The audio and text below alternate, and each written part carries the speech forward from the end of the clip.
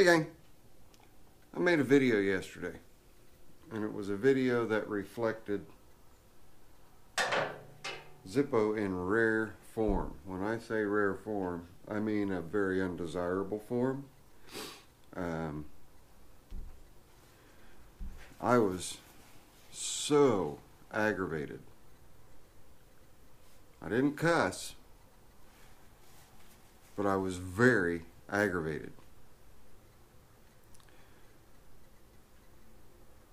So I went in the house to cool down and to do a little research and to get a handle on being very frustrated. I wasn't frustrated for anything that I had done. I was frustrated for Andy. Very frustrated for Andy. And I've told you guys before, I get emotional when other people are taken advantage of. When claims are laid and the claims are not true. We've already learned that on Andy's Simplicity Conquest with the 23 things that went wrong with that. We've been running into a bunch of stuff with this KLX110. Pretty much the same story. A supposedly competent individual who I do not know, who maybe thought that they were doing a good job, didn't do a good job. Not even close. So I'm going to show you.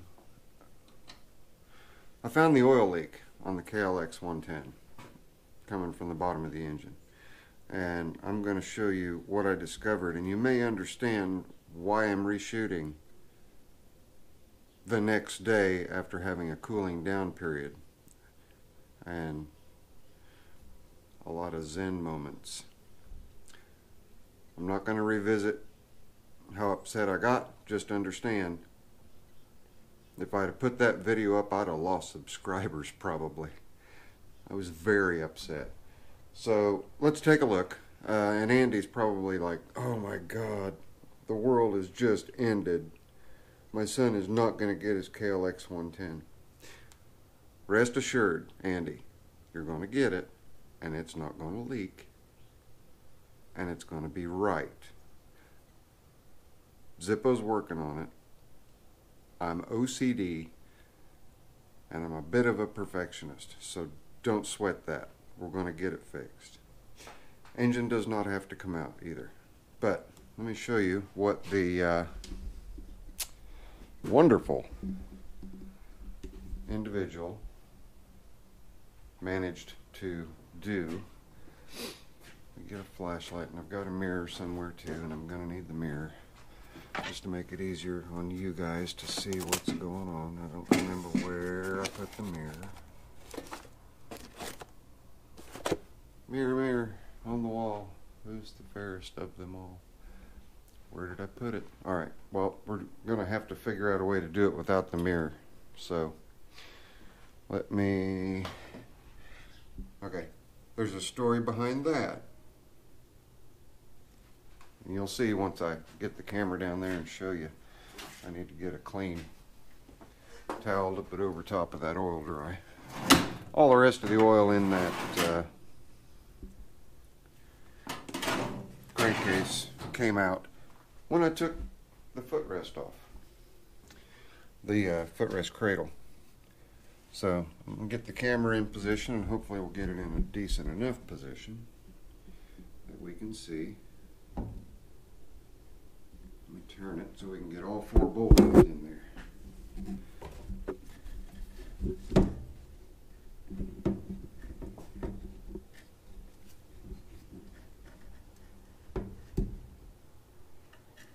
There we go. We've got all 4 bolt holes in there.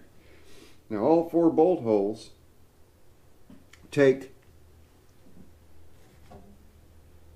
the cradle for the footrests and secure them. That's what they do.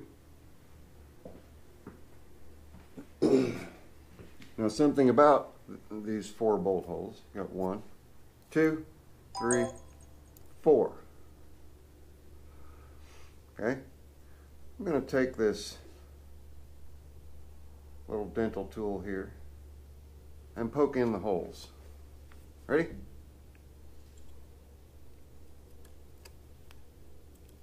See if you can hear this. Stops. Okay? Let's come over here. Let's do the same thing on this one. Hear that? Solid. Okay? So far so good. Let's come over here.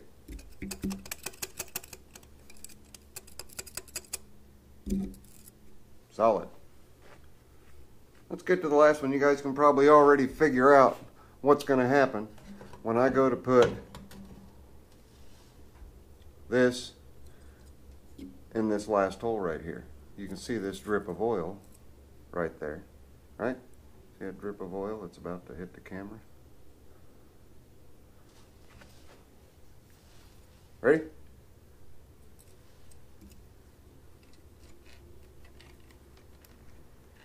Can you see how far I have that in the engine? That is supposed to be a blind hole, meaning it should bottom out just like these other three did. The quote-unquote mechanic that worked on this motorcycle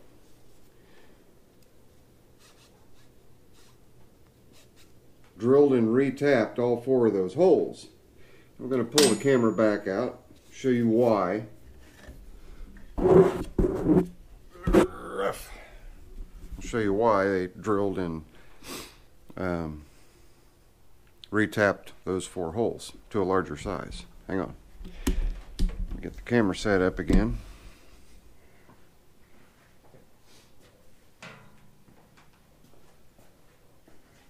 All right. Let's get you back up here where you can see me. Hi guys. I'm gonna hide the problem. Okay. This is the cradle. You can see we've got a tab here and a tab here. The opposite side has two identical tabs. They are to mount this unit just like that under the motorcycle. These four should be perfectly level with one another because the bosses on the motorcycle, on the bottom of the crankcase, which is where that mounts, are perfectly level. You put a level on it and they're all perpendicular with one another, perfectly level. Well, the bike suffered a crash, and when it suffered that crash, it must have just about broke this off. Here's the other side. Can you see that? I'm sure you can. Now let's look right here. They're bent, by the way. They're bent really good. But you see this flat surface right here, this flat surface where my finger is. Over here on this side, it should be flat also. But if you look, and I don't know how well that's going to show, but if you look, you can see that these washers were welded to the back side instead of being welded right in line. And then it's that you can't get the perspective, but if I hold this flat like this and strike a level across all four of them, these two back here, in fact you can see this one is twisted really, really bad. Well, the bolts in these two with the washers weren't even tightened down. They were just barely hanging on. Then this one, that tab is bent really hard, and it wasn't tight. Then we come over to the last hole, which is this one right here, and I don't know if you can see it. I'll try to get a good shot. Maybe.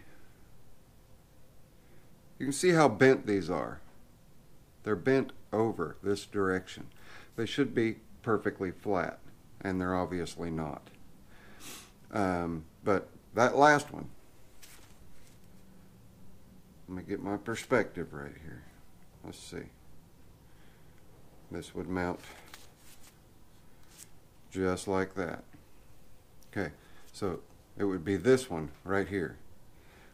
This one was also, they were all four loose. This one was loose also, but when I took that one out, all the rest of the crankcase oil just came flooding out of the engine.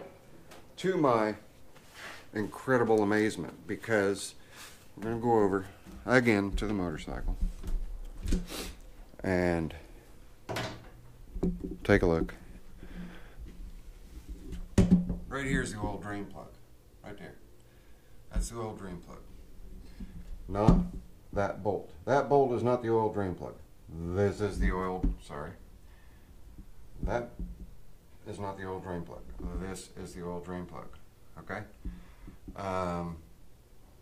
So I'm going to get with Andy. I'm sure he's going to see this video, and when he sees the video, he'll know that we are yet again back to the drawing board. But on the bright side, the engine does not have to come out. The skid plate is okay. The skid plate also shares two bolts, these two mounting spots right here. But the footrest goes on first, just like that, perfectly flat and level and perpendicular. And then the crash guard goes up, the skid plate goes up underneath of that, and then bolts in. I've got a mix match of screws here. You can see this mix match of screws. Those are the, or bolts rather, those are the bolts that were mounted. It just unbelievable. So my fix for this is going to be pretty easy. I've got to get the correct set screw, but I'm going to get a set screw akin to one of these guys. I'll just grab a big one. Akin to one of these. Just a set screw. And I'm going to slather it really, really well with my $35 bottle of Loctite 620. And that should seal that oil leak. And I'm going to set that deep up into the one hole, or the one bolt boss that got drilled all the way through. All the threads seem to be okay. They seem to be holding the way they should. I am not going to rebuild this. I found one on eBay. I'm going to get with Andy and purchase that one for this. It's not a new one, but it's perfectly flat and straight. It's just missing one foot pedal, this one, and they're easy enough to swap out. So, and it's complete. So I'll get with Andy on that. But that's what we had for an oil leak. That's what happened. So I'm going to move forward and just square up the wheel, get the tension on the chain right, come over here, get everything tightened down, squared up, cinched up here. I may even go ahead and take it down off the lift, you know, after I run the set screw in. Take it down off the lift, start it up running around the yard, and make sure that it's happy. I do know that I'm going to pull the carburetor and run the carburetor through the sonic cleaner, but I just want to make sure everything else is copacetic with it. So, and we've got new plastics that are going to be going on it with new decals. It's going to look like a really nice bike when it's done. But that's where I'm at, and that's the reason why yesterday there was no video on this, was because I was so upset, and I was upset for Andy. And I agree with Andy. He either needs to buy new, or he needs to give me a holler and have me go with him whenever he is contemplating a used machine purchase, just to make sure that he's not being taken for any kind of a ride. It's easy enough to take somebody at their word. It's harder to go back and challenge them at their word, and show them all the things that are wrong and try to get money back from them. It's best to confront them at the time, show them the issues, show them the problems, explain to them the cost that's going to be involved in taking care of those problems in order to get your price more in line with the offset of what the repairs are going to cost. And that's what I did with with Smokey, with the Goldwing. You know, the original cost was $1,800. I didn't pay anywhere near $1,800 for it because I went through it and discovered a number of issues that needed dire attention. And because of that, and because the owner realized I was right, they were unknowing, but they realized I was right and agreed that their price was not within reason. I got Smokey for $1,000, but I've got to put a ton of work in them to get them right. So anyway, there we go. That's where we stand at the KLX110. I don't know why I'm apologizing for yesterday's outburst, because you guys were not privy to it, and I even deleted the footage, so there's no chance it's ever going to be posted on YouTube. I'm going to show you guys something else over here on this side. You can see the centrifugal clutch cover. You got JIS screw that's just all jacked up here. JIS screw here. But then regular bolts on the rest of the holes. And they're all a mixed match. There's a couple of stainless. There's some galvanized. It's things like that that to me are a telltale that, you know, an individual may say, oh, I went through the whole thing. It's great. It's perfect. It's all right. You went through the whole thing. You didn't do it correctly. It's going to have to be gone through again. I'm not trying to insult you. I'm not trying to belittle your abilities. I'm just telling you the way you did it was incorrect. It was good enough to get the motorcycle running and moving. It was not a proper repair. And it's hard to tell people sometimes, especially people that lay claim to being the ones that worked on it, and they're real proud that they can kick it and it starts. Kudos to them. If it wasn't running before and they got it running, great. But with all the other indicators and all of the other things that are wrong, it lends credence to not belittling them, just letting them know you can see where they could make improvements when they're doing work. Explain a JIS screw versus a American Standard screw or an SAE screw. You know, explain all the stuff. Explain the reasons why this shouldn't be done or that shouldn't be done. Don't just berate them. And maybe you'll help make them a better wrench turner. To call for that individual to call themselves a mechanic, that's a self-imposed title that they have given themselves.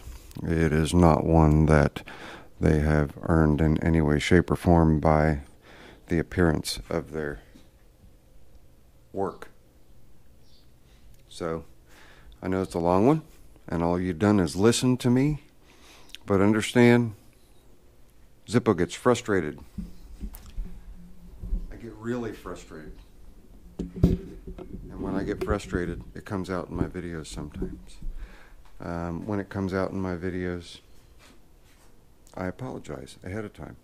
But I make no apologies for my stand on how